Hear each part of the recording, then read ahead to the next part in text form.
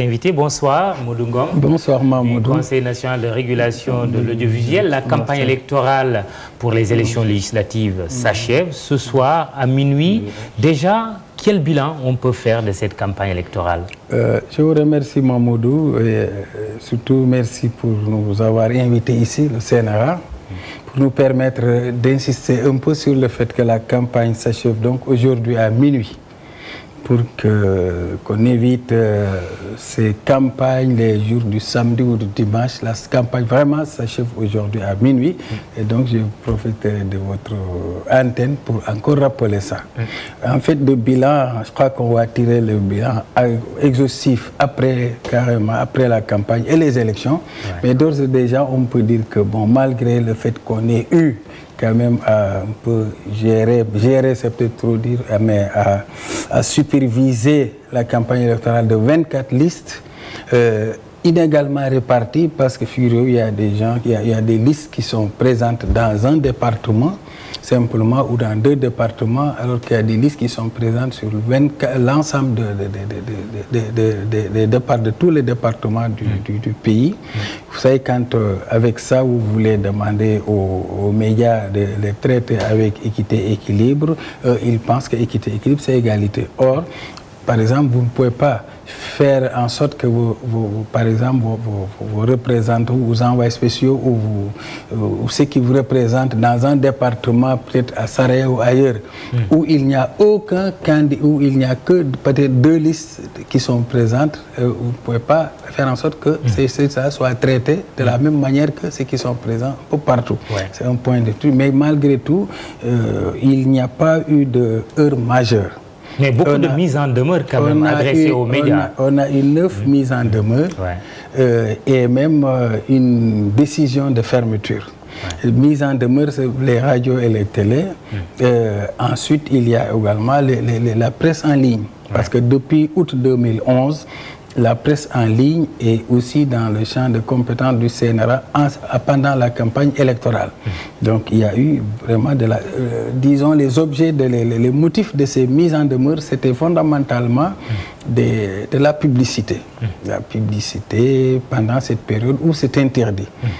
Aussi bien donc radio que télé. Il y a eu aussi un certain nombre d'organes qui n'étaient pas habilités à faire dans la campagne, comme les radios communautaires, et qui en ont quand même fait, et même qui ont loué des temps d'antenne. Tout cela donc a été l'objet de mise en demeure.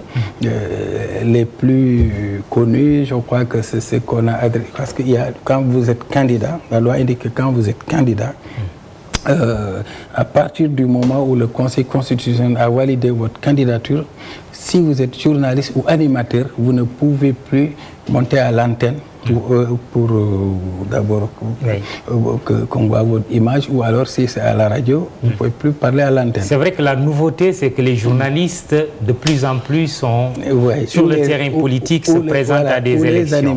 Ou les animateurs. Mais c'est pas nouveau, travailleurs de la presse. C'est pas nouveau parce qu'en 2009, il y a eu beaucoup, surtout de le côté de la RTS, il y a eu beaucoup de candidats aux élections locales.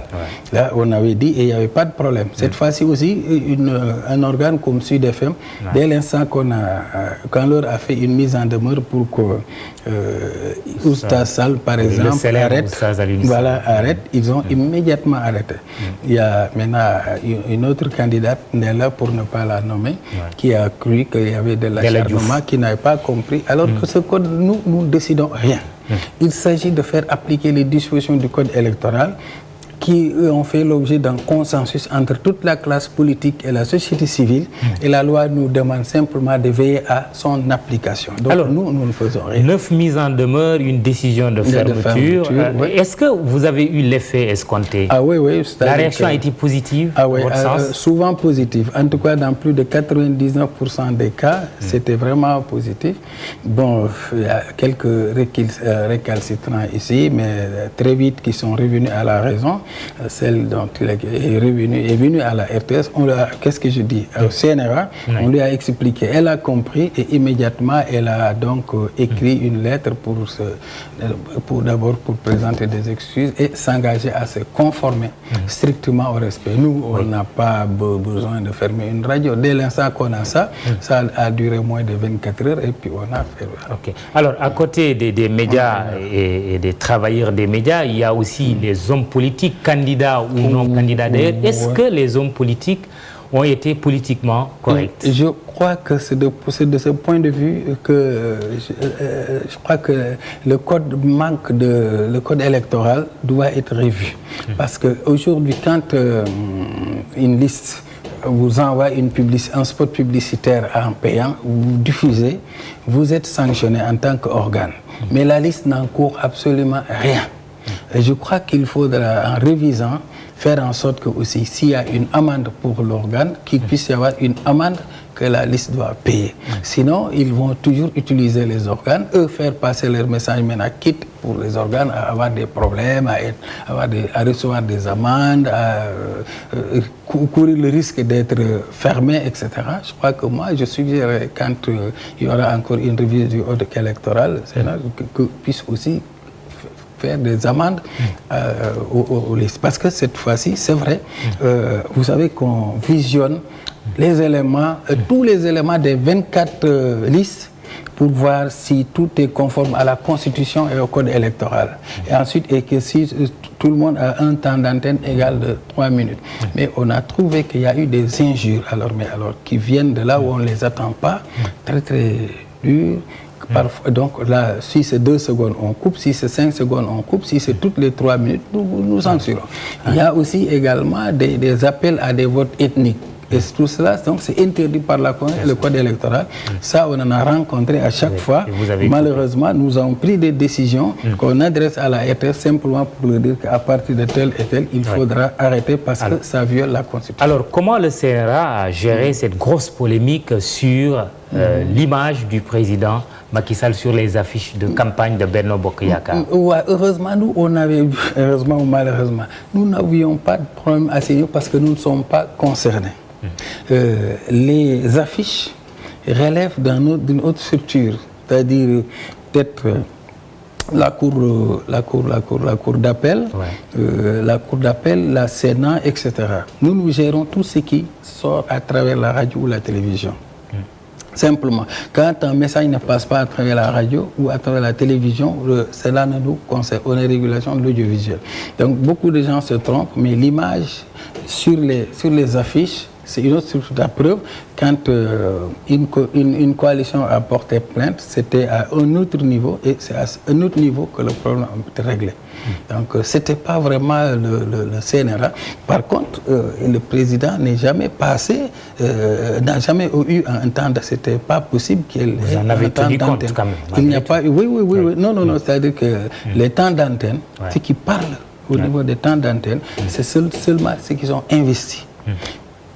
C'est-à-dire s'il peut y avoir 100 intervenants au cours d'un meeting, mais ce qui passe pendant le temps d'antenne, c'est seulement les investis, c'est-à-dire les tutélaires et les suppléants, aussi bien sur la liste nationale que sur les listes départementales. Donc de ce point de vue, nous n'avons pas de problème. Si vous n'êtes pas investi, vous ne pouvez pas intervenir.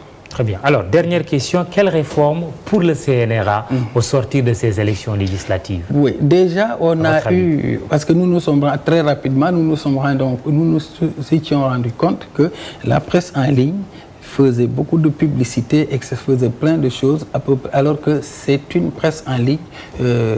Il y a une association des professionnels de la presse en ligne qui reçoivent de l'aide de la presse, etc., qui sont vraiment régis par les mêmes normes qu'au Sénégal. Donc, nous avons proposé au mois d'août 2011, au moment du toilettage du code électoral, nous avons proposé qu'on puisse tenir compte de la presse en ligne. Ça, c'était une réforme. Nous allons aussi faire des recommandations pour que les candidats pour la présidentielle ou alors les candidats sur les listes législatives ou locales, etc., s'ils violent la loi et qu'ils passent de la publicité, qu'ils soient sanctionnés au même titre que les organes qui diffusent leurs messages. Merci. Entre autres. Merci Modou Ngom, porte-parole du du CNRA, Conseil national de régulation de l'audiovisuel. C'est la fin de ce 20h. Le week-end sera assuré par Ndeye Fatou Niang. Et puis, juste après nous, votre série que vous adorez, Un café avec. Bonsoir, excellent week-end.